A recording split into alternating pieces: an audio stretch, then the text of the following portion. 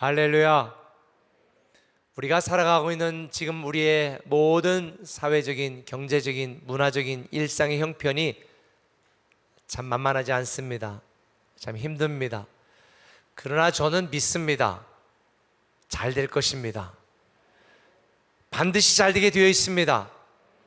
하나님이 잘 되게 할 줄 믿습니다. 우리 그 믿음을 가지고 이렇게 한번 고백합시다.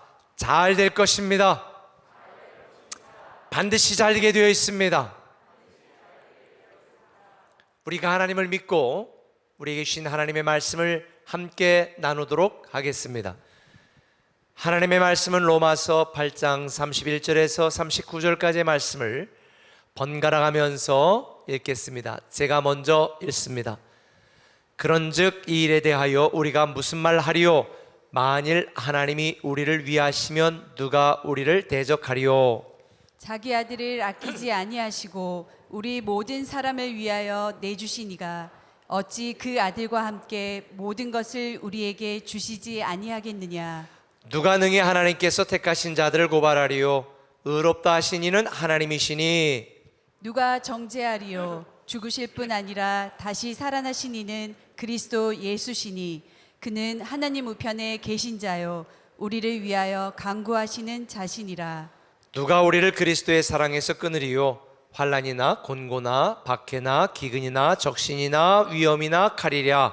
기록된 바 우리가 종일 주를 위하여 죽임을 당하게 되며 도살당할 양같이 여김을 받았나이다 함과 같으니라. 그러나 이 모든 일에 우리를 사랑하시는 이로 말미암아 우리가 넉넉히 이기느니라. 내가 확신하노니 사망이나 생명이나 천사들이나 권세자들이나 현재일이나 장래일이나 능력이나 다 함께 높음이나 깊음이나 다른 어떤 피조물이라도 우리를 우리 주 그리스도 예수 안에 있는 하나님의 사랑에서 끊을 수 없으리라. 아멘. 아멘. 제가 여러 교회들을 돌아보면서 목회하는 일이 생각처럼 그렇게 쉽지는 않은 것 같습니다. 체력이 뒷받침되지 않으면 아무리 열정이 넘쳐도 잘 감당할 수 없을 것 같아요. 그래도 아직까지는 힘들지만 잘 감당하고 있습니다. 그런 이유는 제가 아버님 말씀을 잘 들었기 때문이에요. 제가 목회를 시작하고 나서 제 아버님이 저에게 이렇게 조언을 했습니다. 목사에게 있어서 체력은 영역이다. 아무리 비전과 열정이 있어도 체력이 뒷받침되지 않으면 목회를 잘 감당할 수가 없어. 체력은 영역이다 라는 말을 일찍이 들어서 저는 이 체력을 잘 유지하고 또 잘 지키기 위해서 제가 한국으로 돌아온 그때부터 목회를 시작하면서 매주 특별한 일이 아니고는 거의 매주 제가 돈이 안 드는 운동을 합니다. 축구를 계속 해왔는데요. 제가 이 나이에 축구하는 걸 보고 제 친구들은 다 놀래요. 근데 어제도 토요일 우리 조기 축구에 가서 새벽 아침에 같이 운동을 했는데 한 40대 정도 되는 한 친구가 평소에는 굉장히 날아다니는 친구예요. 굉장히 축구도 잘하고 운동도 잘하는 친구인데 그날 운동화를 신고 이러고 있는 걸 옆에서 보니까 얼굴이 반쯤은 완전히 맛이 갔어. 그래서 아니 어제 술 좀 많이 마셨어? 그랬더니 아유 형님 그게 아니라요. 지난주 휴가였습니다. 아니 휴가였는데 왜 이렇게 사람이 반쯤 이렇게 죽은 표정이야? 그랬더니 제가요 애들 데리고 그저께 에버랜드를 갔다 왔거든요. 죽는 줄 알았습니다. 아니 재밌지 않았어요? 재밌었죠. 그런데 아들 둘이 이것 타자 저것 타자 막 여기저기 가자 그러는데 아휴 죽는 줄 알았습니다. 그러는 거예요. 애들하고 노는 게 쉽지 않죠. 요즘 방학 기간이라 애들하고 계속 하루 종일 붙어 있으니까 짜릿하신 분들도 계시죠? 거기다가 여름 캠프까지 하라고 그러니까 얼마나 힘드시겠어요. 근데 여러분 꼭 이거 아셔야 돼요. 우리 다음 아이들이 어른이 되었어도 건강한 자아상을 가지고 잘 행복하게 살아가려면 아이들에게 부모님과의 좋은 추억의 시간을 많이 만들어줘야 됩니다. 좋은 부모님과의 추억의 시간을 많이 가져야 자녀들이 어려울 때, 힘들 때 그 사랑의 힘으로 버티고 견디고 이겨낼 수 있거든요. 그래서 제가 그 친구에게 잘했다 그렇게 칭찬을 해줬어요. 근데 그 친구가 말이 나온 김에 저에게 얘기하는 거예요. 아, 형님, 그런데 애들하고 같이 여러 개를 타는데요, 저는 안 타봐 잘 모르겠는데 에버랜드에 뭐 무서운 게 좀 있어요? 근데 그 무서운 거를 타는데 애들이 자꾸 타자고 그러는데 자기는 무서워가지고 타고 싶지 않았는데 애들이 하도 타자고 그렇게 탔는데요, 너무 무서워가지고 오줌 지리는 줄 알았어요. 그러는 거예요. 그러면서 제가 옛날에는 무서운 거 무서워하지 않고 잘 탔거든요. 근데 어른이 되면서 왜 이렇게 무서운 게 많아지는지. 그래서 제가 또 맞장구를 쳐서 맞아 나도 그런 적이 있어. 언젠가 제가 말씀을 드린 것처럼 미국에서 유학생활 할 때 우리 아이들 데리고 그렇게 했는데, 그걸 타고 싶다고 그래서 무서운 거를 타는데 우리 아내가 탈래? 당신? 그때 난 무서워서 못 타. 그래서 이제 세장만 끌어가지고 했는데 제가 타려고 막상 기다리는데 도저히 무서워서 못 타겠는 거예요. 그래서 여보 잠깐만 와봐. 왜? 그리고 오는 걸 여기서, 그리고 제가 싹 도망갔어요. 비겁하게. 제가 도망가니까 어떻게 해야 돼? 아내가 저를 찾는데 안 나타났죠. 그래서 결국은 아내가 애들을 데리고 탔어요. 타고 왔는데 얼굴이 허옇게 떴더라고요. 얼마나 미안하든지. 그래서 가끔 제가 아내가 원하는 거 해주기 싫을 때 그때 생각하고 해줍니다. 어릴 때는 저도 무서운 거 잘 탔거든요. 근데 어른이 되면서 이상하게 무서운 거를 못 하겠어요. 무서워요. 어릴 때는 어른이 되면 내가 할 수 있는 게 굉장히 많을 거라고 막 생각하고 어른이 되기를 기대했는데 막상 어른이 되니까 왜 이렇게 할 수 없는 게 많아지고 무서운 게 많아지고, 참 어른이 되고 나서 내가 나 자신에게 실망되는 일들이 너무 많은 거예요. 내가 이런 존재였나? 내가 이것밖에 되지 않았나? 그래서 요즘 계속 우리가 말씀을 묵상하고 나누고 있는 것처럼 두려울 때, 고민이 될 때, 눈물 날 때, 불평이 될 때 참 많지요. 잠 못 이룰 때도 많아요. 왜 그럴까요? 이 모든 상황을 나 혼자 해결해야 된다는 것 때문이죠. 어릴 때는 내가 못하면 부모님이 해줬고요, 친구들을 부탁해서 함께 하기도 했는데 어른이 되고 나니까 모든 것들을 다 누가 해야 돼? 나 혼자 해야 돼. 나 혼자. 누가 해주지 않아. 그래서 인생이 힘든 것 같아요. 사실 어릴 때는 내 고민을 털어놓을 친구들도 굉장히 많았어요. 제가 반장을 계속했기 때문에 초등학교 다닐 때는 주변에 친구들이 엄청 많았거든요. 근데 중학교 들어가서는 친구들이 그래도 많았어. 그래서 뭐 재밌는 것도 보고 서로 낄낄거리고 사고도 치고 막 이랬는데 고등학교 가서는 친구들이 좀 더 줄어들었어요.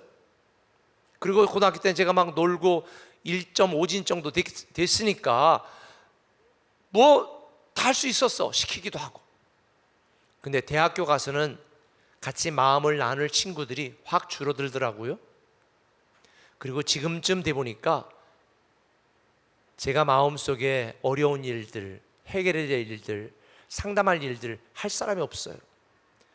때로는 한 이불을 덮고 자는 아내에게도 제 마음을 전할 수가 없어.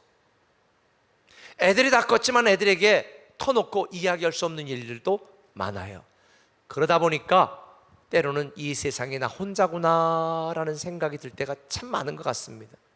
얼마 전에 비가 무지막지하게 왔잖아요. 그래서 교회를 돌아보면서 그 밤에 혹시 어디에 비가 새지 않나 그랬더니 주차장 들어가는 입구부터 여기저기 몇 군데 누수가 좀 돼요. 제 사무실 옆에 행정실도 좀 누수가 되더라고. 그래서 이거를 보수를 해야 되겠구나, 어떡할까 사진도 찍고 하는데 갑자기 문득 이런 생각이 들었습니다. 꼭 내 인생 같네. 여기저기 터져서 문제는 생기는데 아무도 도와줄 사람 없이 나 혼자 서 있는 그 기분? 아마 저뿐만 아니라 여러분들도 그런 생각, 그런 감정이 들 때가 있을 거예요. 그래서 우리가 신앙생활 하면서는 교회 와서 기도하고 해결하고, 목장에서 서로 기도 제목을 부탁하고 나누면서 어느 정도 해결이 되어지고, 근데 지금은 또 코로나 때문에 현장 예배 오기도 힘들고, 막상 와도 마스크 쓰고 큰 소리 질러 기도하기도 눈치 보이고, 사회적 거리를 떼라니까 친구들과 만나서 수다 떨 수도 없고, 그러다 보니까 마음에 자꾸 쌓이잖아요. 그런데 가끔 터져. 안 터져요, 여러분은? 터지는데 그 터지는 게 제일 약한 데로 터지죠. 직장 상사한테 터뜨릴 수 있나요? 못해. 치사해도 네 하고 오잖아요. 그리고 와서 누구한테 터뜨려? 애들한테 터뜨려. 그리고 사랑하는 가족에게 터뜨려. 그래서 또 문제가 생기지 않아요? 오늘 많은 사람들이 나 혼자구나 라는 생각으로 외로워하는 분들이 많고, 그래서 우울증 환자도 점점 많아져 가는 것이 현실입니다. 그런데요, 제가 이번 주 말씀을 묵상하다가 회개했습니다. 왜요? 이 로마 교회 성도들의 모습과 저를 비교해 보니까 저는 너무 사치스러운 거예요. 왜 그런 줄 아세요? 사도 바울이 고린도에서 로마 교인들에게 이 로마서 편지를 쓸 때가 주 57년에서 58년경인데요, 여러분, 이때 로마를 누가 통치하고 있는지 아세요? 네로 황제가 통치하고 있었어요. 주 54년에서 68년까지 네로 황제가 통치하고 있었던, 여러분 알다시피 네로는요 포악한 사람이었고 그리스도인들을 가장 잔혹하게 핍박한 사람이었어요. 당시 로마 교회 성도들에게 이러한 핍박은 어쩌다 한 번이 아니라 일상 매일, 그러니까 예수 믿는다는 이유 때문에 뉴노멀, 새로운 일상을 살아야 됐던 사람들이에요. 그들에게 새로운 일상이란 로마의 수십 킬로에 걸쳐 지하에 있었던 카타콤, 지하 무덤이었죠. 그곳에 숨어 살았습니다. 밤 으슥할 때 가끔 몇 사람이 나와 음식을 가져가고, 그곳에서 태어난 아이들도 있었습니다. 심지어 그곳에서 십몇 년 동안 햇빛 한 번 보지 못하고 카타콤에서 태어나 카타콤에 자란 아이들이 카타콤에 죽는 아이들도 있었어요. 얼마나 슬픈 일이에요. 얼마나 괴로운 일이에요. 예수 믿는 게 무슨 죄라고.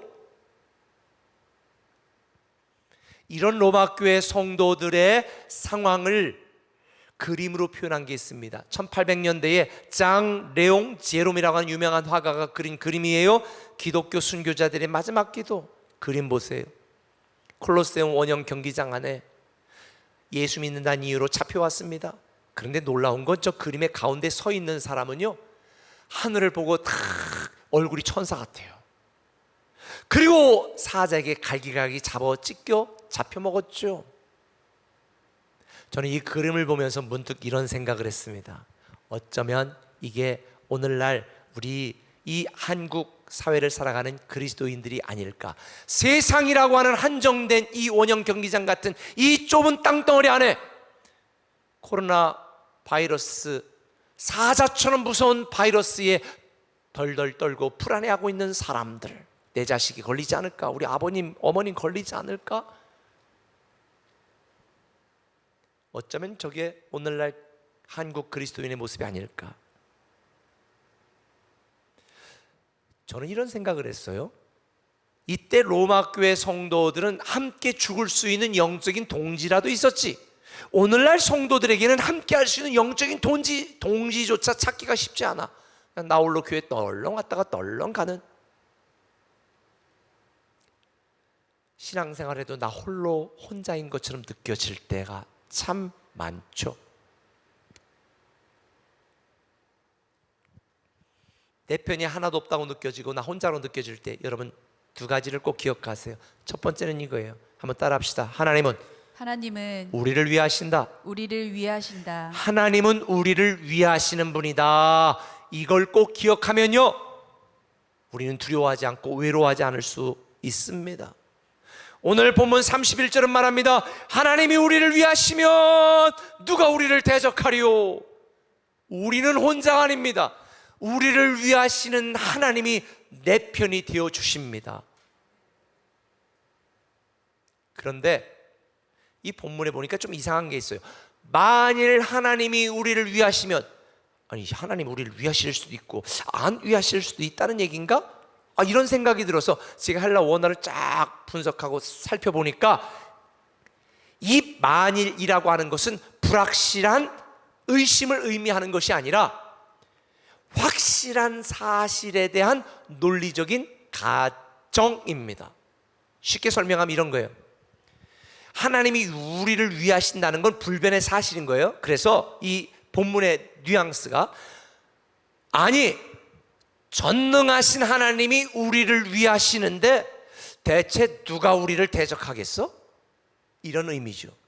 사랑의 하나님이 우리를 위하시는데 누가 우리를 괴롭히겠어? 이게 본문의 뉘앙스예요. 맞습니다. 우리는 나 혼자가 아닙니다. 내 편이 없는 게 아닙니다. 전능하신 하나님이, 사랑의 하나님이 우리를 위하십니다. 우리를 하나님이 위하시는데 누가 나를 건드려? 못 건든다는 거죠. 근데 여러분, 우리를 위하신다는 하나님의 말씀이 믿어지세요? 믿어질 때도 있고 안 믿어질 때도 있죠. 그래서 사도 바울은 우리를 위하시는 하나님에 대한 사실을 말하면서 저와 여러분들처럼 잘 못 믿고 의심하는 사람들 때문에 31절에 이렇게 부연 설명을 했어요. 그런즉 이 일에 대하여, 이게 무슨 말이에요? 우리를 위하시는 하나님이 못 믿어지고 의심이 된다면 그런즉 이 일에 대하여 너희들이 확신해라. 무슨 일? 지난주 설교한 내용이죠. 8장 1, 2절. 그리스도 안에서는 정죄함이 없다. 예수 안에 있는 생명의 성령의 법이 죄와 사망의 법에서 우리를 해방하였다. 세상 사람들 우리를 조롱합니다. 혐오합니다. 너 죄인이지. 그딴 식으로 교회 다니는 것들이 더 더러워, 더 위선적이야, 막 욕할 때 여러분 주눅 들지 마세요. 맞아요. 우리 행위로 구원받은 게 아니니까. 하나님의 은혜와 사랑으로 구원받고 죄인이지만 의인으로 여김바 되어진 우리는 당당한 하나님의 자녀입니다. 그 누구도 우리를 정죄할 수 없습니다. 우리는 죄와 사망에서 해방된 자유인입니다. 그래서 진리가 너희를 자유케 하느라. 하나님이 우리를 위하시는 이유는 우리가 의인이기 때문이라는 거예요. 그런데 8장 15절에 보면 너희는 다시 무서워하는 종의 영을 받지 아니하고 양자의 영을 받았으므로 우리가 아빠 아버지라고 부르느니라. 세상에, 우리의 죄를 용서해 준 것만 해도 감사한데 우리를 위하시는 하나님이 우리의 아빠가 되시고 우리의 아버지가 되셨다는 거예요. 우리는 그의 자녀가 되었다는 거예요. 우리를 위하시는 하나님은 우리 아빠 아버지이기 때문에 우리를 위하시는 거예요. 여러분 옆집 애를 위해서 여러분 투잡 쓰리잡 뛰실래요? 옆집 애를 위해서 한 달 휴가 내실 수 있어요? 못 내죠. 그런데 우리 애가 아프면 한 달이 아니라 2달이라도 휴가 낼 수 있죠. 휴식도 할 수 있죠. 하나님이 우리 아빠 아버지이기 때문에 우리를 위하여 그분은 모든 걸 하시는 거예요. 뿐만 아닙니다. 8장 28절에 보니까 하나님을 사랑하는 자 곧 그 뜻대로 부르심을 입은 자들에게는 모든 것이 합력하여 선을 이룬대요. 세상에, 우리를 위하시는 하나님이 내 모든 상황과 환경이 합력하여 하나님의 영광을 이루는 방향으로 결정해 주신다는 거예요. 그러니 현재의 고난에 실망하지 마시고 환난에 실족하지 마세요. 누구도 나의 아픔을 알아주지 않고 그 누구도 내 편이 되지 않고 나 혼자인 것처럼 느껴진다 할지라도 나를 위하시는 하나님이 나를 위하여 모든 걸 행하시는데, 바로 32절에 자기 아들을 아끼지 아니하시고 우리 모든 사람을 위하여 내어주시니가 어찌하여 모든 걸 우리에게 주지 않겠느냐. 하나님은 나밖에 모르세요. 나를 위하여 독생자 예수 그리스도도 주셨고 나를 위하여 모든 것을 하시는 분, 이게 바로 굿뉴스 복음입니다. 세상 사람들은 우리가 실패하거나 우리가 실수하면 우리를 욕하고 조롱하고 비난합니다. 우리를 외면합니다. 그런데 하나님은요, 우리가 연약할수록 부족할수록 우리를 더 사랑하세요. 우리를 위하시는 하나님, 조건 없는 사랑, 이유 없는 사랑, 이 하나님이 우리를 위하십니다. 특별히 사람은 자기가 경험해 본 것을 더 경험해 봤기 때문에 진정성이 느껴지잖아요. 어떤 분들은 뭐 하나님이 우리를 위하신다는데 그 진정성이 난 하나도 느껴지지 않네? 그런 분이 있을지 몰라요. 그런데 저는요, 우리를 위하신다는 하나님의 진정성이 너무 느껴져요. 저는 제가 가난해 봤고 제가 힘들어 봤기 때문에 힘든 분, 가난한 분들에 대한 마음이 좀 애틋해요. 제가 늘 목사들로 외면당하고 또 통제당하고 막 이랬기 때문에 뭔가 그런 위치에 있는 분들을 저는 더 좀 사랑하고 싶은 마음이 있어. 그런데 예수님은요, 이 세상에 철저히 혼자가 되보신 분이에요. 예수님께서 잡히시던 날 밤에 동고동락하던 제자들은 예수님을 버리고 포기하고 배신하고 다 떠났습니다. 그런데 주님은 이걸 아셨잖아요. 그래서 요한복음 16장 32절에 뭐라고 말해요? 너희가 다 각각 제 곳으로 흩어지고 나를 혼자 둘 때가 오나니 바로 지금이다. 혼자 두는 거 얼마나 슬펐을까? 얼마나 외로웠을까? 얼마나 마음이 아팠을까? 자기와 함께하고 따르던 주님 주님 선생님 하던 그 인간들이 자기를 배신하고 욕하고 버리고 떠났을 때에 주님의 심정이 얼마나 무너졌을까? 저도 그런 경험이 꽤 있어요. 근데 주님이 말하잖아요. 그러나 내가 혼자 있는 것이 아니라 아버지께서 나와 함께 하시느니라. 주님께서 부활하시고 승천하실 때 우리에게 모든 족속으로 제자를 삼아라 지상 명령을 주셨지만 그걸로 끝낸 게 아니잖아요. 그 뒤에 뭐라고 말씀하셨어요? 내가 너희를 고아처럼 버려두지 않을 것이다. 내가 곧 다시 올 건데 다시 올 때까지 너희를 고아처럼 버려두지 않고 내가 너희와 세상 끝날까지 항상 함께 하시리라. I'll be with you. 저는 이 말씀이 이 예수님의 진정성이 확 느껴집니다. 맞아, 하나님은 나를 버려두지 않으셔. 나를 위하시는 분이야. 내 편이 되어 주셔. 우리를 위하시는 이런 하나님의 사랑에서 39절에 보니까 끊을 수 없다라고 분명하게 말하고 있습니다. 하나님은 우리를 위하십니다. 여기서 아멘 하면 설교 오늘 끝났을 텐데 아멘을 안 해가지고 할 수 없이 또 이어가야 되겠네. 이해가 돼요. 왜냐하면 하나님이 우리를 위하신다는 게 머리로는 이해가 되는데 우리의 삶을 보면 나는 지치고 힘들고 내가 처한 상황을 보면 나는 여전히 내 편이 없고 나 혼자 있는 것처럼 느껴지는데 이게 실감이 안 나니까 아멘을 선뜻 못할 수 있죠. 그래서 오늘 두 번째 하나님이 우리에게 주시는 말씀입니다. 한번 따라합시다. 우리는 하나님으로 승리한다. 하나님으로 승리한다. 우리를 위하시는 하나님이 우리를 승리하게 만드신다는 거예요. 우리는 하나님으로 말미암아 승리하게 돼 있어요. 그래서 37절에 뭐라고 말합니까? 그러나 이 모든 일에 우리를 사랑하시는 이로 말미암아 우리가 넉넉히 이기느니라. 넉넉히 이기느니라. 넉넉히 이긴다는 말을 헬라어로 보니까 대승을 거둔다, 전승을 거둔다, 압도적인 승리를 말하는 거예요.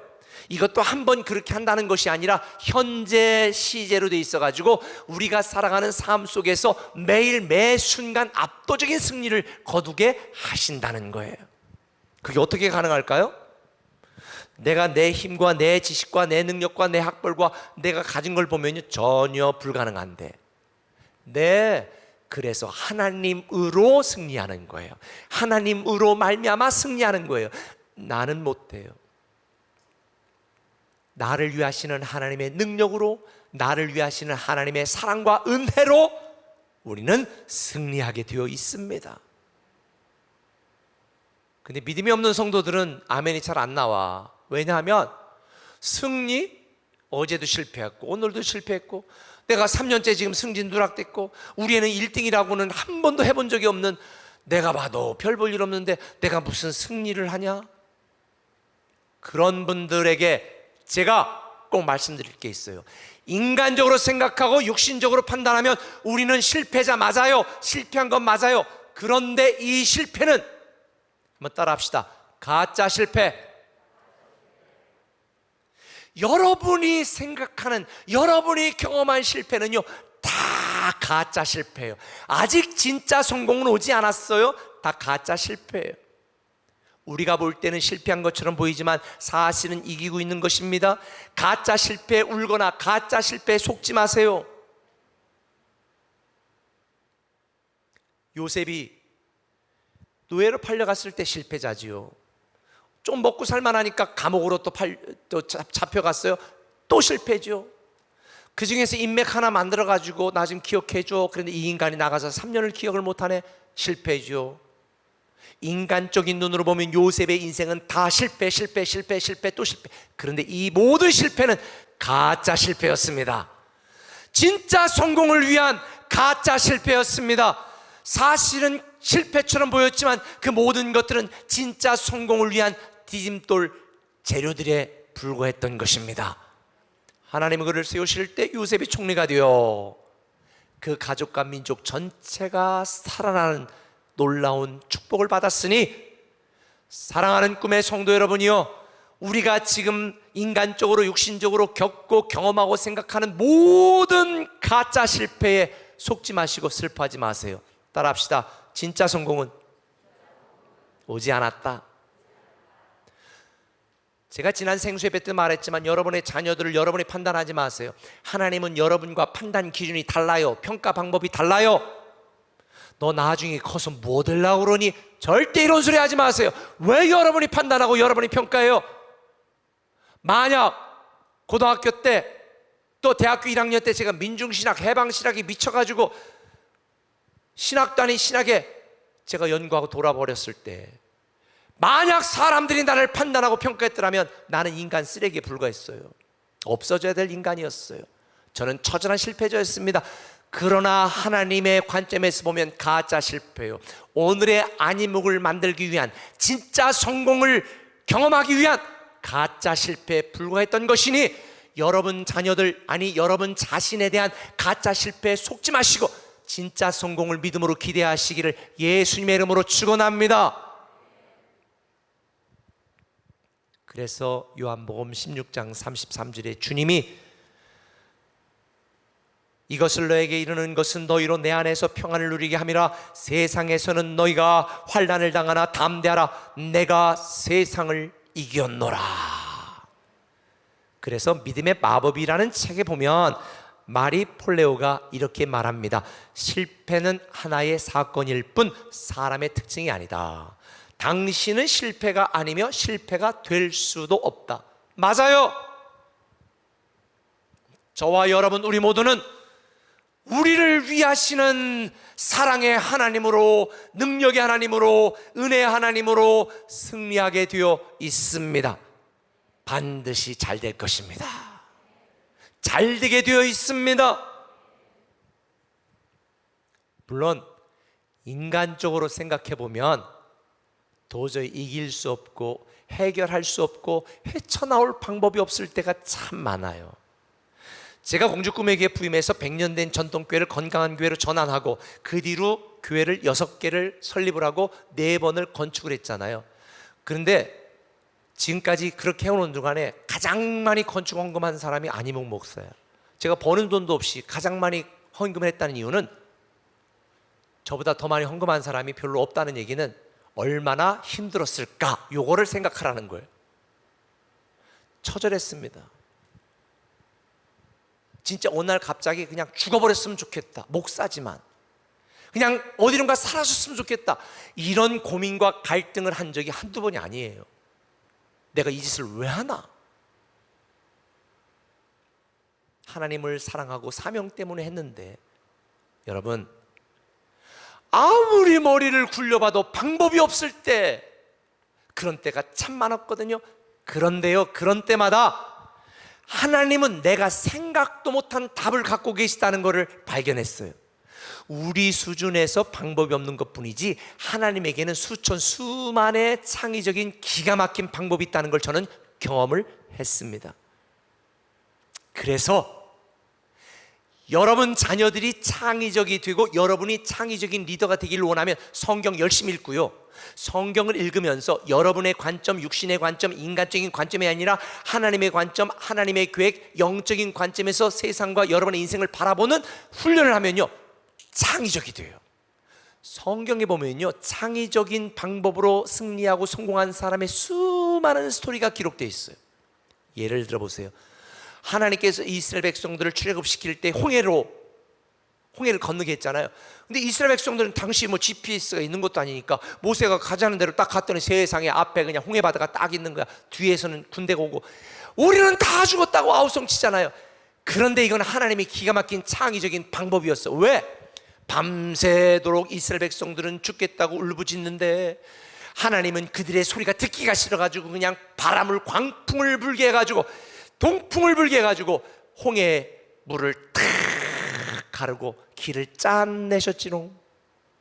그리고 그 홍해를 싹 건너가게 하셨어. 얼마나 창의적이에요. 그리고 나서 광야로 들어갔어. 다 광야에서 죽겠다, 못 살겠다. 그런데 광야가 사실은 쇼컷이야, 지름길이야, 가나안 땅으로 가는. 그러니까 그들이 죄송합니다, 그건 주둥이야. 주둥이를 잘 놀려야 돼. 이거를 죽겠다, 불평하고 원망하니까 말대로 되게 다 죽겠잖아요. 근데 하나님은 불기둥으로, 구름기둥으로 광야를 인도하셨어. 그래서 가나안 땅으로 데리고 갈 건데 그 새를 못 참고 세상에 이 창의적인 하나님을 못 믿고 자기 수준에서, 성경이 또 봐요. 기드온 30만 이상의 미디안 정규 군대가 쳐들어왔어. 군대를 전국 각지에서 다 모았더니 3만 4천, 3만 5천 명밖에 안 모였어. 근데 하나님은 걔들 다 내보내래. 두려운 것들 필요 없다, 다 보내라. 몇 명 남았어요? 300명 딸랑 남았어. 근데 전쟁을 어떻게 해야 되나? 하나님이 지시하잖아요. 항아리 하나씩 준비해라. 무슨 전쟁하는데 항아리지? 거기다 횃불 하나씩 다 집어넣어라. 어떡하려고 그러지? 그리고 밤중에 몰래 가라. 왜 그러지? 걸리면 끝났다. 그리고 하나님이 말하잖아요. 갑자기 항아리를 땅에다가 확 던지면서 깨뜨려라. 그리고 횃불을 들고 돌아다니면서 하나님을 위하여, 기도원을 위하여 와 함성을 질러라. 미친 거 아니에요? 그런데 미디안 군대들은 당시 전기도 없어, 야영을 하고 있는데 갑자기 와장창 깨지는 소리가 나더니 횃불 든 사람들이 이쪽 저쪽에 잠결이 났더니 이게 300개가 아니라 3만 개처럼 보이는 거야. 여기저기 다니면서 막 와 소리는 지르지. 큰일 났다, 적군이 쳐들어왔구나. 그런데 그때 전기가 있었어? 뭐가 있었어? 아무것도 없었잖아요. 캄캄한 밤에 서로 우왕좌왕하니까 저놈이 지금 공격하고 있는 건가? 서로 찔러 죽이면서 지들끼리 다 죽였어. 그리고 300명은 손도 안 대고 승리했으니 세상에 이렇게 창의적인 전쟁 방법 어디 발견하셨어요? 이야, 저를 국방부 장관 시키면요 창의적인 무기를 엄청 만들 것 같아. 여리고성 점령은 또 어떻습니까? 여러분, 하나님의 관점에서 우리가 인생을 보면 창의적인 생각이 수없이 떠올라요. 제 친구 목사들이, 안 목사는 어떻게 이렇게 목회에 대한 그런 창의적인 아이디어들이 많이 생겨? 제가 그러죠. 성경 열심히 읽어, 양육 훈련 잘하고, 하나님의 관점에서 보면 창의적이 됩니다. 여러분, 믿음은 상식이 아니에요. 믿음은요, 애들 말로 정의하면 골 때리는 거예요. 왜? 믿음은 인간의 이성, 지식, 경험, 전통으로 절대 이해할 수 없어. 믿음은, 그래 성경에 보니까 믿음은 믿음으로만 이해할 수 있는 거예요. 믿음은 믿음으로만 이해할 수 있어. 왜? 하나님의 생각이 다르고, 사람과 하나님의 생각이 다르고, 사람의 능력과 하나님의 능력이 다르기 때문입니다. 내 편은 없고 나 혼자밖에 없다고 실망하지 마세요. 우리를 위하시는 하나님으로 말미암아 전승, 압도적인 승리 예정된 사람들입니다. 그래서 스펄전 목사는 말해요. 예수님은 한 번도 진 적이 없다. 그분의 능력으로 이기라. 우리 문제, 우리의 상황은 문제가 아닙니다. 우리의 연약한 믿음이 문제예요. 그래서 연약한 믿음을 강한 믿음으로 바꿔달라고 기도하세요. 작은 믿음을 큰 믿음으로 바꿔달라고 기도하세요. 그러면 여러분의 눈이 열려서 하나님이 여러분을 위하여 행하시고 일하시는 것을 여러분이 보게 될 줄 믿으시면 아멘. 그런데 우리는 연약하고 무능해서 나를 보고 실망합니다. 하나님을 기다리기보다는 나를 내세우다가 포기하는 경우가 참 많습니다. 그런데 너무 감사한 건, 이렇게 우리가 말씀을 듣고 그 믿음으로 살아가지 못하고 또 실망하고 실족하고 연약한 믿음으로 좌절하고 고민할 걸 아셔서 하나님이 저와 여러분 우리를 위한 플랜 B를 마련하셨어요. 플랜 B. 지도자에게는 항상 플랜 B가 있어야 되거든요. 그렇지 않으면 같이 망하니까. 플랜 B가 있어요. 플랜 B가 뭔지 아세요? 여러분을 위한 하나님의 플랜 B. 자, 성경 읽어봅시다. 로마서 8장 26절 시작. 이와 같이 성령도 우리의 연약함을 도우시나니 우리는 마땅히 기도할 바를 알지 못하나 오직 성령이 말할 수 없는 탄식으로 우리를 위하여 친히 간구하시느니라. 할렐루야. 내가 나 혼자라고 실망하고 내 편이 없다고 좌절할 때, 믿음으로 살지 못하고 연약한 믿음으로 또 실망하고 실족할 때, 하나님은 우리를 위한 플랜 B를 마련해 놓으셨습니다. 성령님이 우리의 연약함을 위하여 중보하고 기도하고 대신 우리를 위하여 일하시네요. 야, 정말 이 하나님의 섬세하고 자상한 사랑, 저는 감동합니다. 어릴 때 제가 우리 아들들 자전거 가르칠 때에 타고 가는데 뒤에서 어떻게 해요? 손을 놓고 넘어지면 얼른 잡으려고 뒤에 뛰어가면서 했던 그게 바로 플랜 B잖아요. 성령님이 저와 여러분에게 그렇게 하시는 거예요. 사랑하는 꿈의 가족 여러분, 나 혼자라고 느껴질 때 많아요. 내 편이 없다고 느껴질 때 많아요. 그러나 우리는 혼자가 아닙니다. 우리를 위하시는 하나님으로 말미암아 우리는 승리하게 되어 있으니 이 하나님을 믿고 신뢰하고 당당하게 살아가시는 저와 여러분 되시기를 예수님의 이름으로 축원합니다. 저는 이 주님을 신뢰할 수밖에 없어요. 그리고 이 주님을 찬양할 수밖에 없어요. 같이 찬양합니다.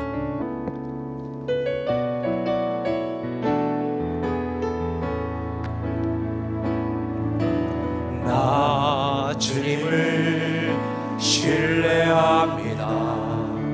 아직 보이지는 않지만 시작하신 주가 끝내 마치실 것을 온전히 나 신뢰합니다.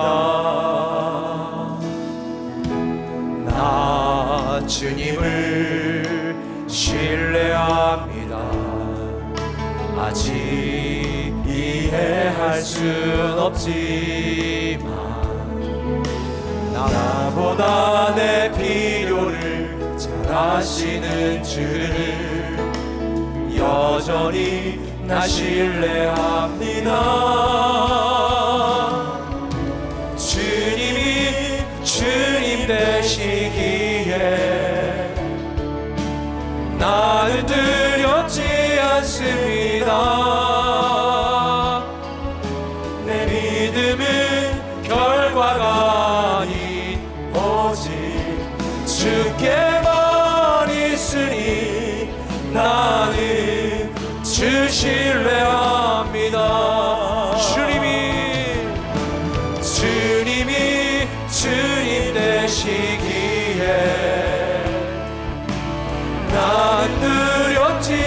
않습니다.